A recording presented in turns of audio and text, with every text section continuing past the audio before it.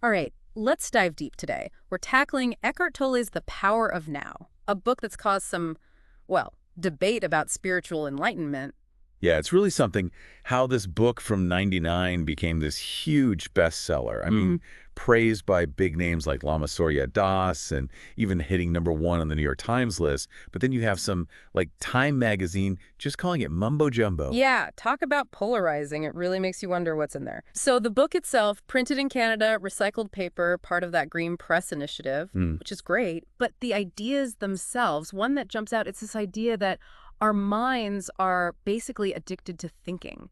And that's what's stopping us from really being present. Yeah, that's a big one. And Tolle really gets into why it matters. He argues we mix up our thoughts for, like, our identity. We're so caught up in the mental noise, we lose sight of who we really are under it all. So we become like these walking, talking collections of thoughts, anxieties, to-do lists. That's who we think we are. Exactly.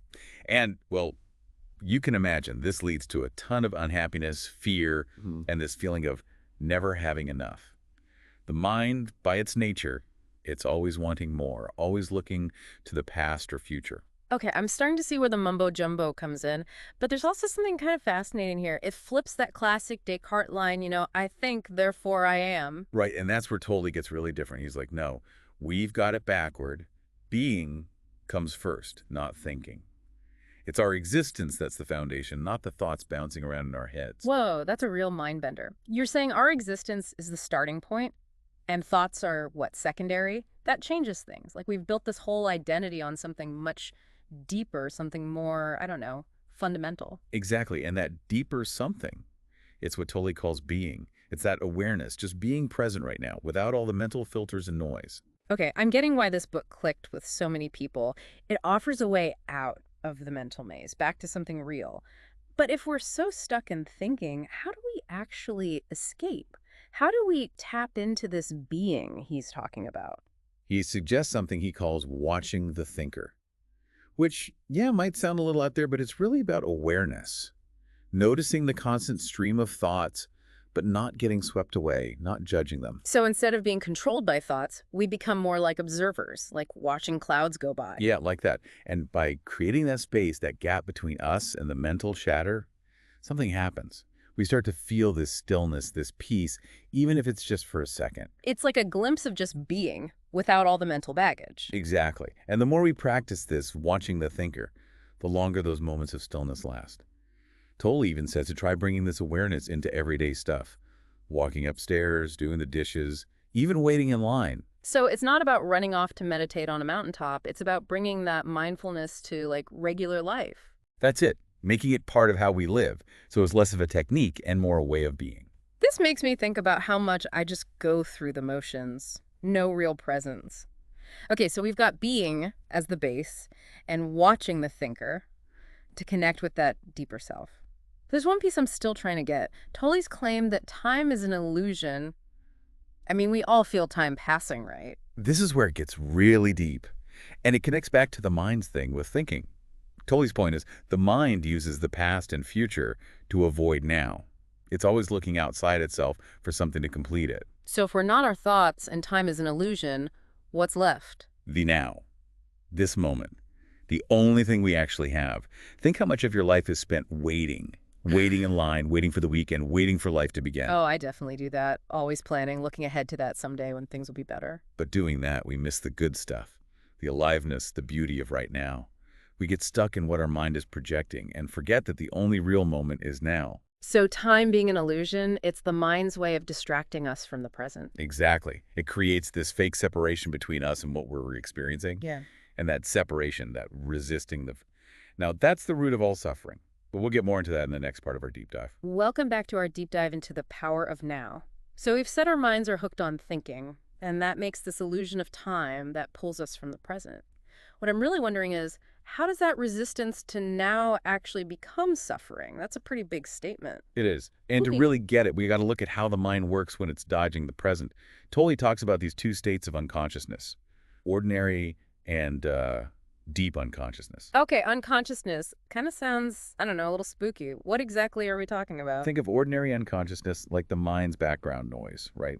The chatter, the judgments, the lists, all the wanting and worrying that's going on in our heads pretty much all the time. So, like being on autopilot, going through the motions, not really present, I've totally been there. Sometimes I get to work and I'm like, did I even drive here? Exactly. It's not always intense suffering. More like this low-key unease. A little bit of discontent, maybe boredom, like that hum from your fridge, you Yeah. know? You don't notice it until it stops. I get that. And like we take a pill for a headache, we try to use stuff to numb that feeling. I know I do. Social media, binge watching, anything to distract myself. Right, and that stuff might help for a bit, but it keeps us stuck in that unconscious loop, doesn't let us face what's going on inside. Because we're not dealing with the root of it, that disconnect from the present. We're just covering it up. Exactly. And this is where deep unconsciousness comes in. It's kind of like ordinary unconsciousness, but way more intense. Often it kicks in when our ego feels attacked or we hit a big challenge in life. So it's like the volume gets cranked up on all that background static, and we get pulled into a bunch of negative emotions. Yeah. You might feel super angry, scared, aggressive, Yeah. even depressed. It's like all the pain from before, all those things we haven't dealt with, they come up. Tolle calls it the pain body. Wait, a pain body? That sounds serious. Imagine it like this energy inside us that holds on to all the hurt, anger, sadness we've built up over time, like a shadow self that gets triggered, especially when we feel threatened or insecure. So when I'm super stressed or someone says something that gets to me, that's my pain body. Maybe. And the thing is, the pain body wants to stay alive. It needs negativity. So it tries to stir up drama, create conflict to get that energy. That's why I feel like I sabotage myself sometimes or get sucked into dumb drama. Like I'm drawn to those negative things even though I know they're bad for me. That's the pain body doing its thing. And it can be really strong.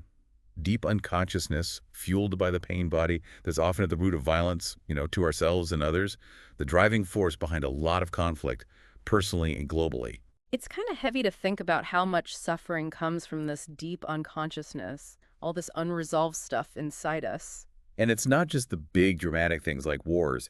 It's also in how we treat ourselves and others every day. That voice that criticizes you, that urge to gossip or compare ourselves, that's all the pain body. So basically, anytime we're acting from fear, anger, insecurity, that's the pain body in control. You could say that.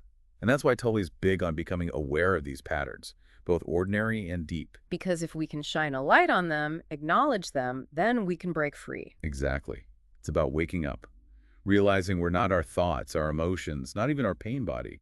We're something way deeper. That sense of being we talked about, but if we're so used to being on autopilot, how do we even start to unravel these patterns? One of the easiest but most powerful things is to notice when you're not at ease. Could be anxiety, irritation, even just being bored. Like hitting pause on autopilot and asking, what's up with me right now? Exactly. Yeah. Then just observe those thoughts, those emotions. No judgment. Notice if you're resisting, if you're pushing away the present moment. Sounds simple, but I bet it's not easy when things are heated. Like if someone cuts me off in traffic, my first thought isn't, let's observe my anger peacefully. Of course not. It's practice. Takes time, effort. But the more you see how you resist, now, the more you make space for something else. That feeling of peace, being present, just being. Exactly. And as that space grows, you realize you have a choice in how you react. So instead of just reacting out of habit, I can choose to respond consciously, from awareness. That's it. Taking back your power. Choosing how you want to experience life. This is hitting home. It's like I'm seeing the strings of the puppet show, how my mind's been controlling things without me knowing. And once you see the strings, you can cut them. Powerful image. So being aware of these patterns, it's not about giving in or being passive. It's about choosing something different. Exactly. And that choice, that conscious response, that's where the real change starts. But that's a talk for the next part of our deep dive. Welcome back to our deep dive into Eckhart Tolle's The Power of Now. We've talked about a lot. The mind being hooked on thinking, time as an illusion, those different states of unconsciousness. But one thing I keep coming back to is Tolle isn't just talking about us changing personally. He's pointing at something bigger, something that affects all of humanity. You're right on there. Tolle thinks we're at this really important point in how humans evolve. He sees all the suffering, the violence, the mess we're making of the environment, and he says it's all coming from this collective state of unconsciousness. He even calls humanity dangerously insane. Oh, that's intense. And yeah, it does feel like we're living in some crazy times. But if we're all caught up in this dangerous insanity, what can we even do? What's the hope? That's where the power of now comes in. Tolle believes the way out, the way to heal all this, is for each of us to wake up to this present moment. So it's not about waiting for someone to save us. It's about each of us taking charge of our own consciousness. Exactly. It's about realizing we're not just individuals trying to be happy. We're all connected. And how we wake up affects everything around us. Okay, I get how that could work, like energetically, but practically speaking, if I'm fully present washing dishes, does that somehow lead to world peace? Well, not literally, no. But think about it. When you're present, not caught up in your mind, you give off a different vibe. You're not as reactive. You don't get triggered as easily. You're more likely to be compassionate, to understand. So it's like becoming this peaceful presence, a kind of antidote to all the negativity. Exactly. And as more people wake up to the parks, now that energy gets stronger. It's like a chain reaction, a good kind of feedback loop that can change how humans evolve. I like that idea. Makes me think of that Gandhi quote, be the change you want to see. That's exactly what Tully's getting at. He's not just giving us some spiritual rules. He's saying we need to change how we think, a collective wake-up call that can change the world from the inside out. That's a big ask. But I do feel hopeful thinking about that vision. Let's talk practical stuff. For someone just starting with these ideas, what can we actually do to be more present, more aware? He gives a lot of advice in the book, but it comes down to three things. Lay it on me. First, he says it's super important to separate from the mind. Remember, watching the thinker. That's the starting point. Recognizing you're not your thoughts, you're the awareness that's watching them. So creating that space, that distance from the mental chatter. Right. Second is acceptance. Learning to be okay with the present moment just as it is. No fighting it, no wishing it were different. Sounds easy, but harder in practice, right? When life gets tough, how do we accept those painful things? It's not about liking it or saying it's okay. It's about seeing reality as it is without making it worse by resisting it. So more like surrendering to what is instead of struggling against it. Exactly. And when you do that, when you stop resisting, you open up to more peace, more presence. That makes sense. So we've got separating from the mind and accepting the present moment. What's the third thing? Taking action that's in alignment with all this. Once you've got some presence, some acceptance, you can start making choices that match up with your true self, your authentic self. So it's not about becoming passive, checking out of life. It's about being in the world, but in a more conscious way. Yes, it's about knowing you have a choice in how you react. You can fall back into that old fear and unconsciousness, or you can choose to respond from awareness, from presence. This is powerful stuff. It makes me look at my whole life differently. But before we finish up, one more question. Tolle doesn't hold back. He calls us dangerously insane.